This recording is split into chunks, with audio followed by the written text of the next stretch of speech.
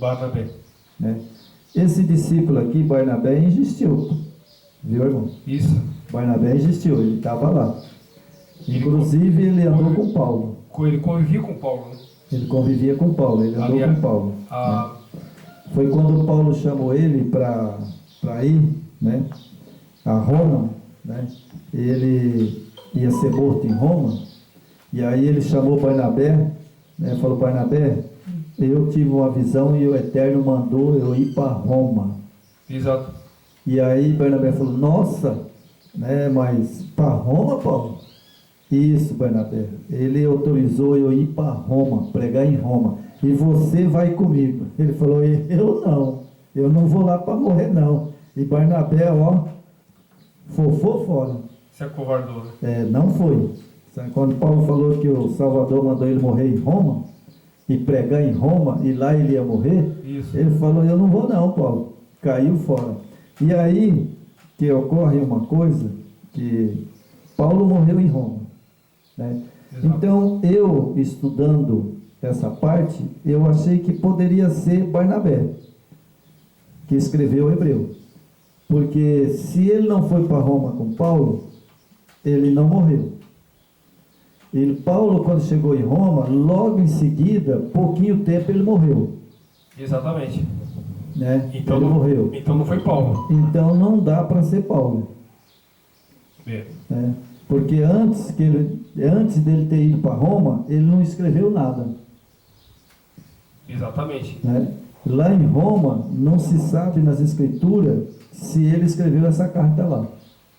Foi alguém que conviveu com Paulo, né, e com a experiência que teve, que Paulo andou naquela região toda ali, na Fenícia, toda aquela região ali, né? Levando, pregando a mensagem da importância do Messias, né? É verdade. Eu peguei umas datas, irmão, que eu acredito que pode ter sido Barnabé.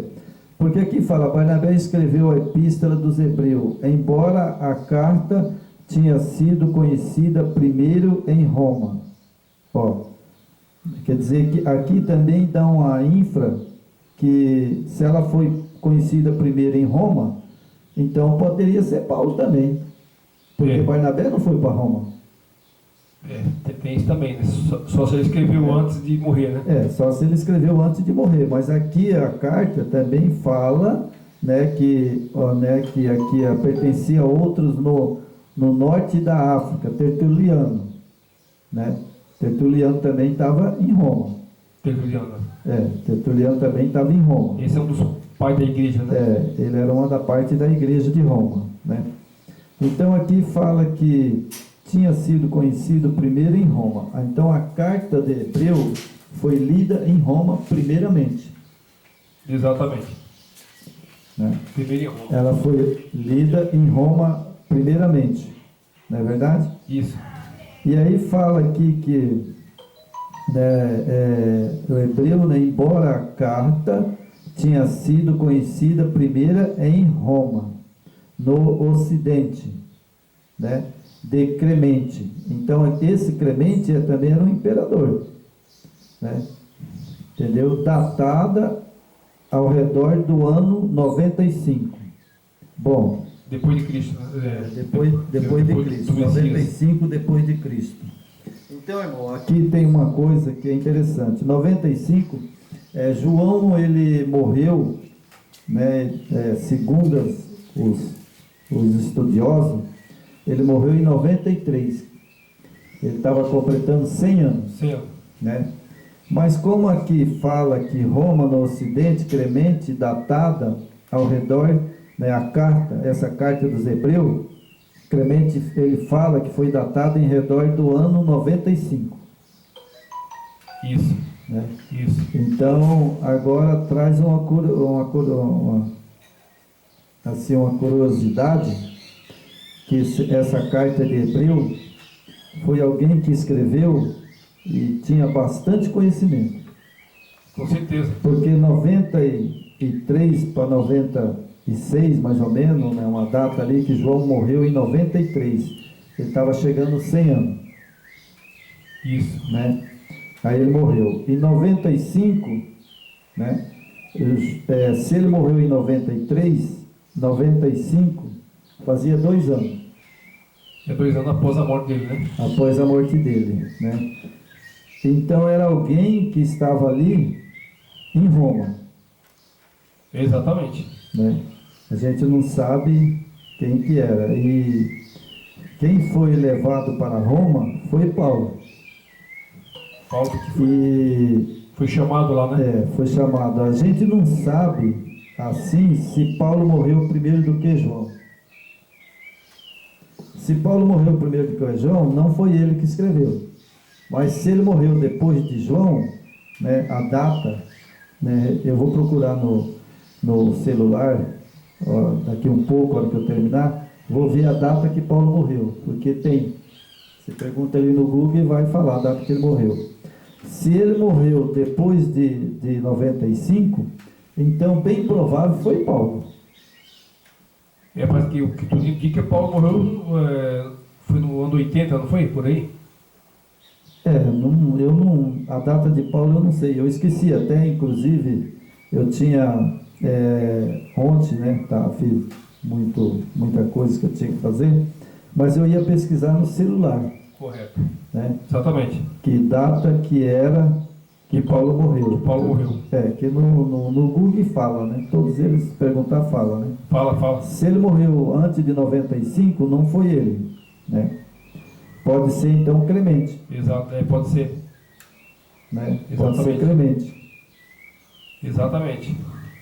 Porque aqui tem também, né, que a data do 95, Hebreus, a frequência, a opinião unânime nesta região durante 200 anos foi que Paulo não escreveu a Epístola dos Hebreus.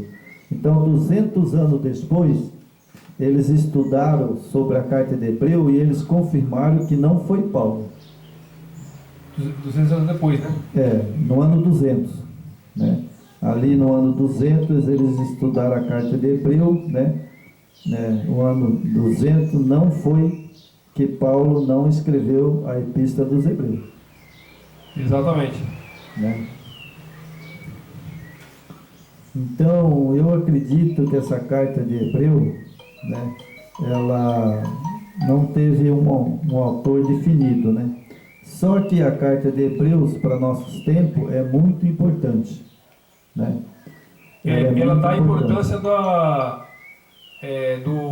do Messias, né? A importância dele. Ele está acima de todos, né, os que... Aqui fala aqui, irmão. Paulo de Tárcio.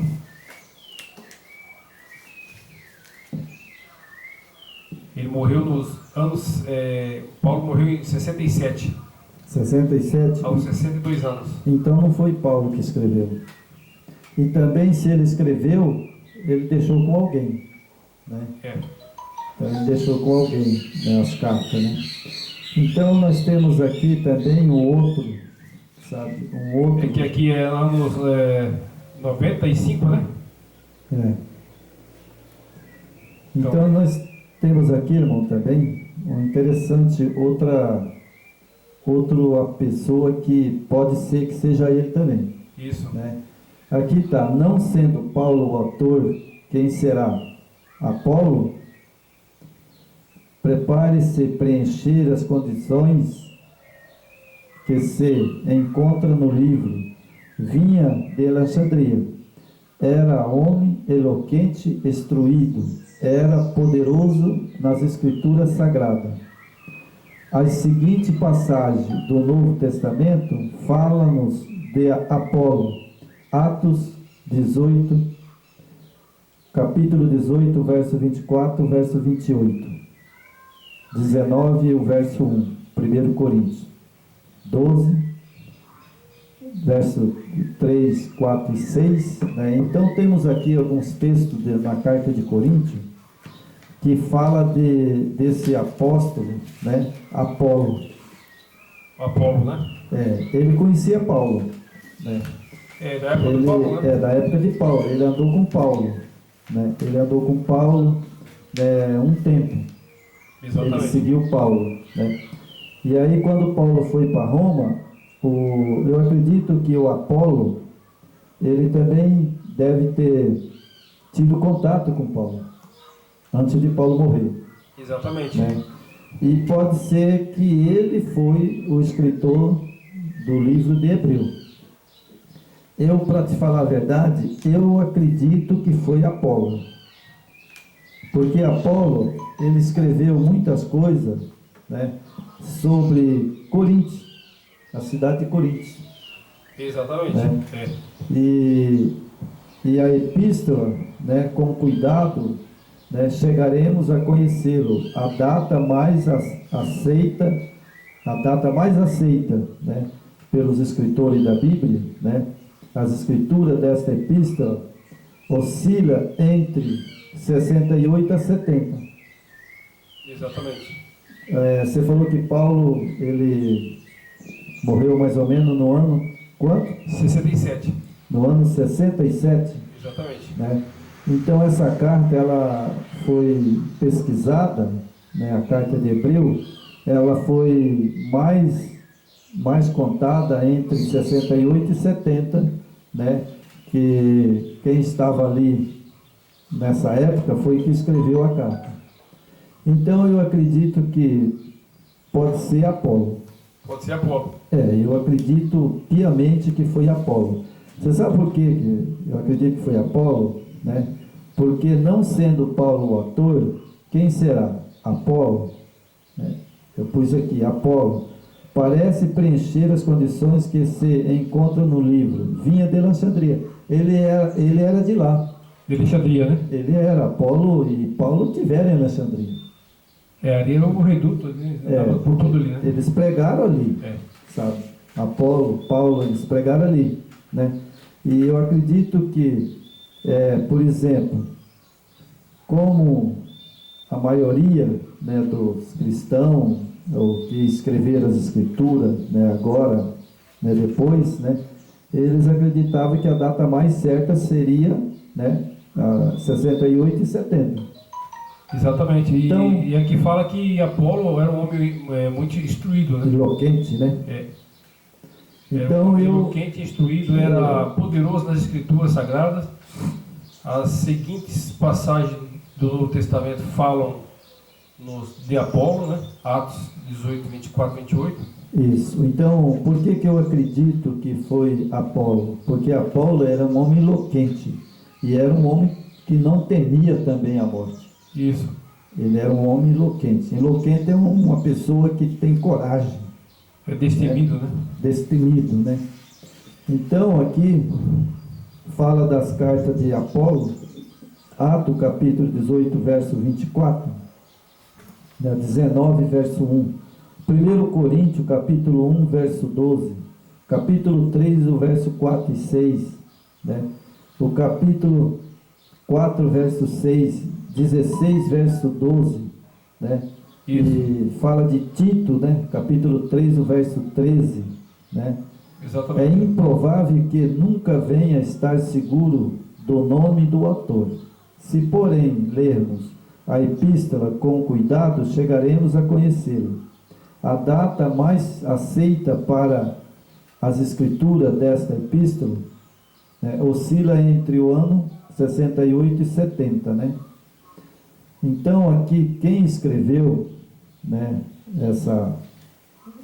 compilou essa carta de Hebreu, né, foi aqui está em inglês, né, mas é o doutor, né, em filosofia e letras, né, foi Berkali, né, Milkirse, ele é inglês, né, ele que escreveu essa carta, né, para nós, né, na Bíblia, né, ele que escreveu na Bíblia, né. Então ele foi um pesquisador, né? Entre o ano 68 e o ano 70. Se Paulo morreu depois de Cristo. Se Paulo morreu em 67, né? Se Paulo morreu em 67 e Apolo era bem mais novo do que Paulo, né? E ele teve em Alexandria, pode ser que seja entre Paulo e Apolo. Exatamente. É um dos dois, né? E a carta, quem compilou, né, foi o doutor, né, em filosofia e letras, né? Exato. Eu peguei lá, né, E aí descobriu o nome de quem tinha, né, compilado hebreu na Bíblia. Isso. Então, ele escreveu a epístola, né? E ele data aqui, né? A mais certa das escrituras é 68 e 70. 70. É o que ele pôs aqui, né? Que o ator, ele estava vivendo entre de 68, né? E 70. O ano 70 foi derrubado o templo. Exatamente. Né? O templo foi derrubado.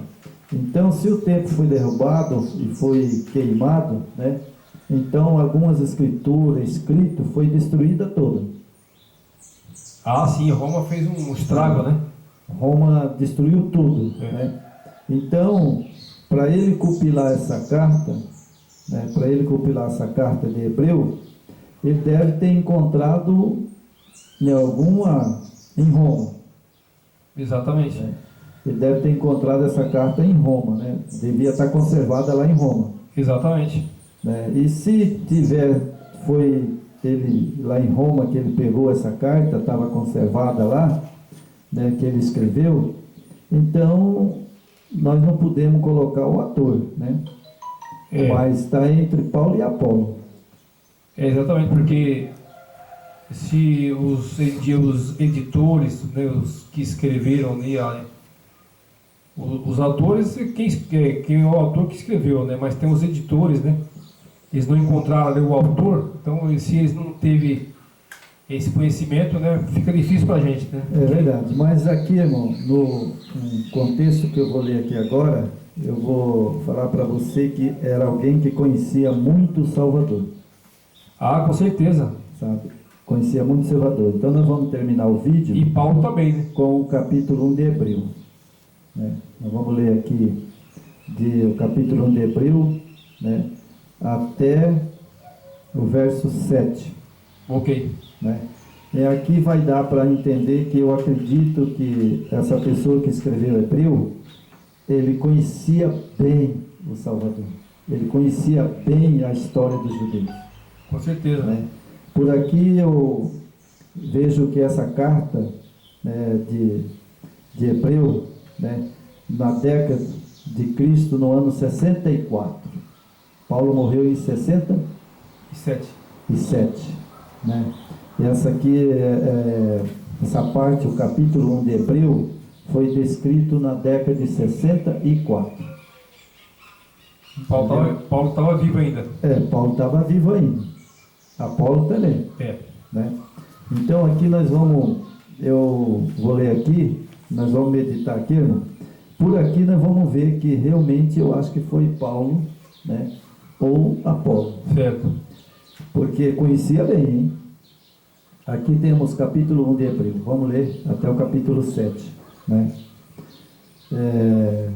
A introdução dessa carta de Hebreu, capítulo 1, diz assim: o Salvador como Filho do Eterno, superior aos anjos. Isso. Havendo o Eterno antigamente falado muitas vezes, de muitas maneiras, ao Pai pelos profetas, a nós falou neste últimos dias pelo seu Filho. Exato. Bom, então essa carta de Hebreu, a pessoa conhecia bem o Filho do Eterno. Exatamente. Ele conhecia. É conhecedor, né? Conhecedor do Filho do Eterno. E ele tinha certeza que ele era filho do Eterno. E o Apolo era que é o nosso Yeshua HaMashiach. Né? E o Apolo tinha muito conhecimento, né? Tinha muito conhecimento. Né? Então aqui, capítulo 1, verso 2, diz assim: a quem constituiu herdeiro de tudo, por quem fez também o mundo. Então nós vemos aqui que o escritor conhecia e sabia que ele foi criador do mundo. Exato. Ele que criou o mundo. Junto com o Pai, né? Junto com o Pai. E o autor escreveu aqui, né?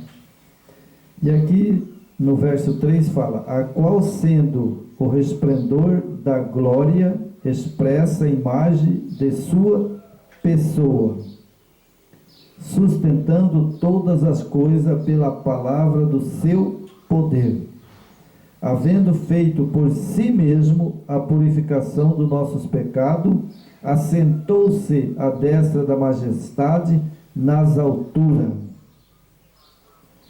Bom, então o escritor do Hebreu, ele sabia tanto que o Filho do Eterno era Filho, porque ele escreveu que o Filho assentou ao lado do Pai, né? do Pai, lá no trono. Exatamente. Né? Então, ele é interessante que aqui, irmão, ele sabia claramente que não existia três pessoas. Não. Aqui no texto de Hebreu, eu quis passar essa mensagem hoje, porque eu achei tão interessante que ele fala assim, que os nossos pecados assentou-se à destra da majestade nas alturas. Quem é majestade? O Pai. O Pai. Ele sentou ao lado do Pai. Né? Ao lado do Pai. Né? Exato. E aí fala, e foi feito tanto maior, excelente do que os anjos. Né? Olha só, ele é, o Filho, ele é mais excelente um pouco do que os anjos. Exatamente. Ele não é anjo, ele é o Filho. Né? Isso. E fala que ele herdou mais excelente nome do que eles.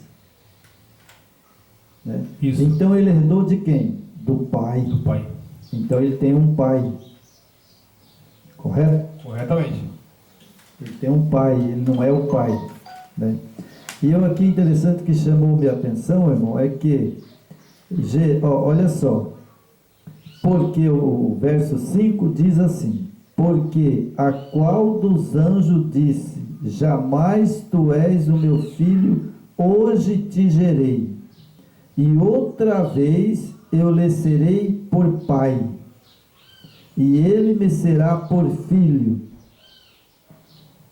Olha só, o verso 5 aqui afirma, né, que ele, né, ele é maior do que os anjos um pouco, né? Isso. Mas jamais tu és o meu filho, hoje te gerei. Certo? Exatamente. Ele não é anjo, ele é o filho, né? E quem gerou ele foi o Pai. Exatamente. Porque ele fala que outra vez, então ele foi gerado a primeira vez, na eternidade, junto com o Pai, e depois ele veio à terra, morreu, ressuscitou, subiu ao céu,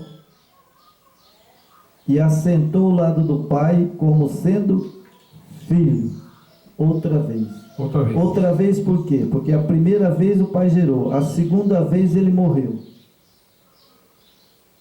E ele ressuscitou o Filho. Ele gerou novamente no ventre de Maria, né? Gerou novamente no ventre de Maria, e ele morreu e ele ressuscitou.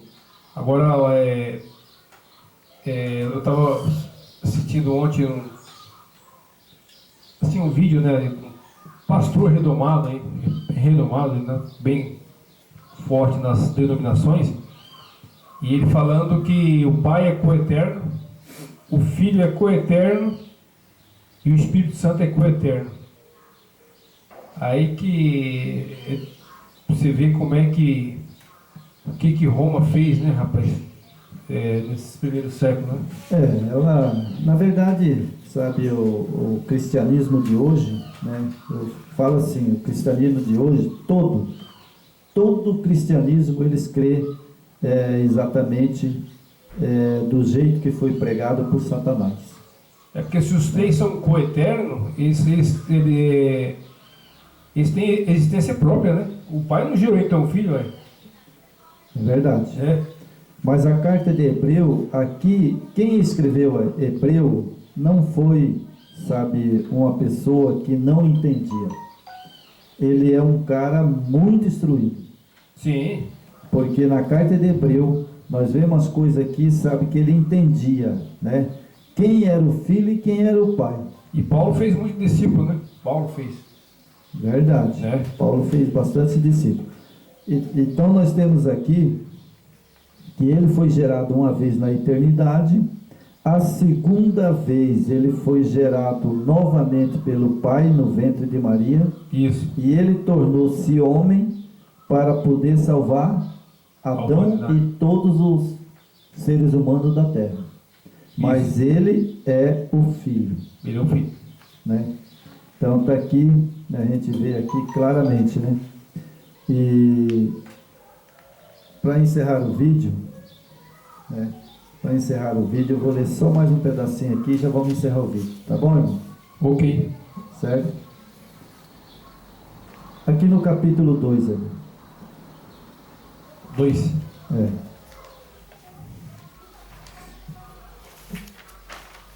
Ok. Aqui nós vamos ler um pedacinho no capítulo 2, o verso 15 e o verso 16. Ok. Certo? Só esse pedacinho aqui eu marquei, né? Nós vamos ler para nós terminar. E agora eu quero que todos que assistiram o vídeo prestem atenção nesse texto. Certo. Né? Então nós temos aqui, no capítulo 2, o verso 14. É visto como os filhos participam da carne e do sangue. Também ele participou da mesma coisa, para que pela morte aniquilasse o que tinha o império da morte. Isto é, o diabo. Isso. Então veja bem, irmão, quem que hoje, na geração nossa, quer que o Salvador não é o Filho do Eterno? Ele quer que ele seja Deus, o Pai. Ou seja, que ele quer pôr na cabeça das pessoas que o Filho e o Pai é um só. Exatamente. Por que ele quer pôr na cabeça do ser humano que o Pai e o Filho é um só? Porque aí as pessoas vão acreditar que o Espírito é mais uma pessoa. E aí ele se transforma na terceira pessoa. Isso. Porque ele sabe que tem só o Pai e o Filho. Pessoas distintas, né? Pessoas distintas. Então agora o diabo quer que as pessoas acreditem que existe mais um, para que ele possa ser o terceiro. E aí ocorre uma coisa que a pessoa vai entender o que eu vou falar. Quando eu deixo de crer que o Filho é o Filho, então eu creio que ele e o Pai é um. Então agora eu quero dizer que o Pai e o Filho morreu. Exato. E é isso que o inimigo quer. É que destruir, né? Destruir a paternidade do Pai. Porque a destruição que fala assim na mente humana, né? E aí o ser humano vai adorar divindades que podem, com certeza, levar à destruição final, né? Então esse é o projeto do maligno, né? É tirar a importância do Pai e do Filho e juntar junto com essas doutrinas que veio lá de Samírides e Nimrod lá de Babilônia. Isso está muito evidente hoje, né, no sistema religioso, né?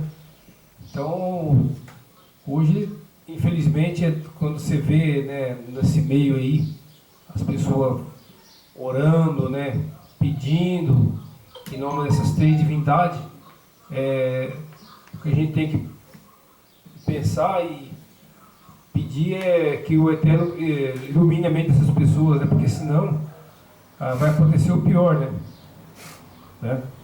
É verdade, irmão, porque no capítulo 2, o verso 14, né? Então está bem claro, é visto como filho participam da carne e do sangue. Então ele é filho e participou do sangue e da carne, Por quê? Porque ele nasceu de Maria. Isso. Então ele participou, né? E aí fala que ele participou a mesma coisa para que pela morte aniquilasse o que tinha o império da morte, isto é, o diabo. Exatamente. Você entendeu? Por que então que ele veio no ventre de Maria? Para aniquilar o poder de Satanás aqui na terra. Exato. É porque, como a Escritura fala, o salário do pecado é a morte, né? É verdade. Então ele quer que as criaturas do Criador, que somos nós, né? Filho, ele quer que nos levar a projetar ao pecado, para que no final colhemos a morte. Então, o Messias, ele veio para aniquilar a morte e te dar a oportunidade de você voltar novamente no jardim do Éden, né? É verdade. Como Adão, antes da queda. Exatamente, porque nós vemos aqui que o Eterno não morre. Isso. Ele tinha um filho para dar. Porque se ele não tinha um filho para dar, e o que foi então que ele deu para nós aqui? Para morrer aqui por nós. Exatamente, o único filho que ele tinha. O único filho que ele tinha. Então, para terminar, o verso 15. E livrasse todos os que com medo da morte estavam por toda a vida sujeitos à servidão. Certo? Então, Satanás sabia que o pai não morre. Exatamente. Mas agora o filho, ele foi gerado pelo pai. E ele estava lá junto. Isso. Foi bom. Quem desceu aqui agora é o filho. Isso. Não é o pai. Mas se eu conseguir matá-lo, então aí o plano da salvação não vai mais existir. E eu vou ficar nesse mundo eternamente. Só que ele não esperava que o Messias ia ressuscitar, né? Então, irmão, você veja que quando eu acredito que existe 3 pessoas divinas, tira a filiação do Pai. É. Olha que coisa mais terrível. O inimigo, ele planta. Porque daí o pai não teve um filho para enviar. É totalmente o contrário do que o Eterno nos deu, né? E é isso que nos mostra, né? é lógico, e é isso que Satanás queria. Exatamente. O que ele mais queria era que o mundo ficasse na servidão dele. Quantos 1000 anos passou da morte de Adão? E o Messias venceu a morte, então aí o inimigo foi derrotado, né? Porque aí isso resgatou novamente a oportunidade que nós temos de voltar a ser como era. É verdade, irmão. Agora vamos terminar aqui. O irmão gosta desse texto. Muito bom. Quer ver, irmão? O irmão gosta muito desse texto. Eu também gosto, mas o irmão gosta muito desse texto. O verso 16 diz assim: porque na verdade ele não tomou os anjos, mas tomou a descendência de Abraão. A descendência de Abraão é quem? É de Adão. De Adão. Certo? Abraão morreu. Abraão morreu. Adão morreu. E o Messias morreu também. E o Messias morreu. Certo? Ele morreu também. Mas se ele não fosse filho, como ele poderia morrer? Exato.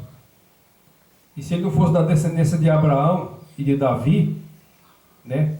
Ele não fecha com o projeto do Eterno, porque o Eterno submeteu o seu filho aqui, mas ele viria da descendência de Abraão, de Davi, humano como Davi e Abraão. E então, na cruz ele morreu como nós humanos. Morreu como irmão.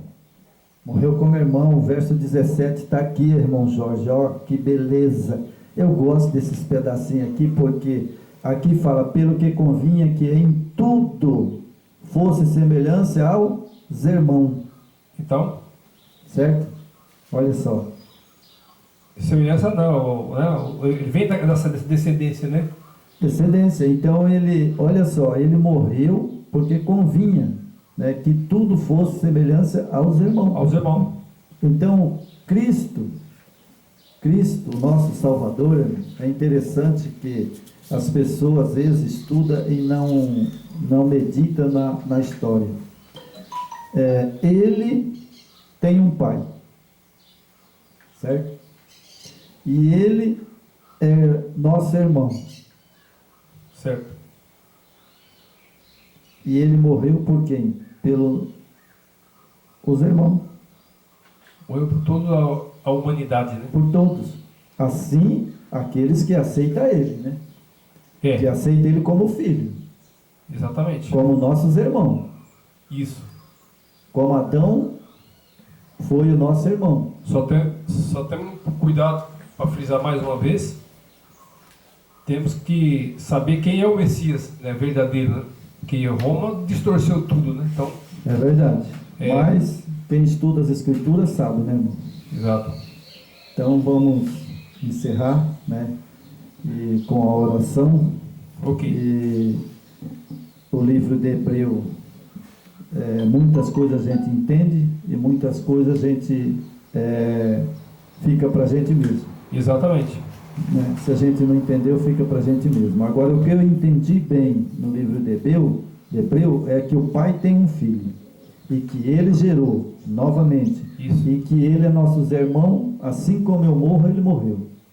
E a mensagem, eles, né? A mensagem central de Hebreus, né, dá para entender também que além disso aí, a importância do Messias, do Yeshua HaMashiach, que ele é superior a todos que vieram desde a época de Noé, até Jacó, Isaac, né, Ismael, ele é superior a tudo. Então, nós devemos... Até Adão, né? Ele é superior até Adão. Então, essa é a mensagem importante, que, né, ele está acima da lei, ele está acima de tudo. Isso, claro que não desvincula o Messias da lei, né? Nós precisamos se submeter à lei para chegarmos a ele. É verdade. Porque a lei, ela vai permanecer até quando findar esse mundo. Sim. Isso aí não vai ser... É o parâmetro, homem, né? Isso não vai ser o homem que vai tirar. Exato. Né? Eu sempre falo, né? A lei é lei. Assim como o Senado brasileiro coloca uma lei, né? E essa lei ela tem que ser cumprida, né? Isso. O homem é falho, muitas vezes não cumpre. Não cumpre. Mas a do Eterno é fiel e verdadeira. Amém, irmão? Amém. Faz a oração para nós. Ok. Antes de fazer a oração, mais uma vez aqui pedir para os nossos seguidores, né? Clicar no sininho lá, se inscrevam, né? Vamos fortalecer aí o nosso canal, né? Porque a vitória é a salvação. Tá? A mensagem verdadeira vai nos levar à salvação. Então é importante, você que assiste os vídeos, você também tem uma responsabilidade de levar à frente, né? Não só assista, mas também leve à frente, né? Clique lá no sininho, dá um joinha, que você está colaborando para o crescimento da mensagem, não o crescimento do irmão João e do Jorge e crescimento do canal. Não é isso. A importância é o crescimento que chegue à verdade. Esse que é importante. Então, cada um de nós somos responsáveis. Então, não seja negligente, ajude essa mensagem a chegar o mais longe possível, ok? Oremos. Querido Pai eterno, mais uma vez, estamos aqui nesse santo sábado, concluindo mais um estudo, hoje sobre o Hebreus, um livro muito importante, que há muitos, às vezes, dão esclarecimento, como o seu autor, mas tem uma mensagem importante, que é a mensagem do seu Filho, que ele está acima de todos, somente abaixo do Pai, mas acima dos profetas, dos discípulos, de todos os que colaboraram com a sua obra. Ele está acima de todos. Então, nós também precisamos submeter ao seu Filho, que morreu por nós, doou o seu sangue, foi o Cordeiro perfeito que morreu, ressuscitou e nos deu a oportunidade também de termos a vida eterna e ressuscitarmos para a vida eterna. Por isso, agradecemos mais uma vez por essa oportunidade, aqui na casa do irmão João, encerrando mais esse estudo, e que cheguem ao mais longe possível, chegue ao coração e à mente das pessoas com a força do seu Espírito, e também crescendo junto nesse fortalecimento da mensagem. Te agradecemos em nome do seu Filho amado, Yeshua HaMashiach. Amém. Amém. Ficou muito comprido.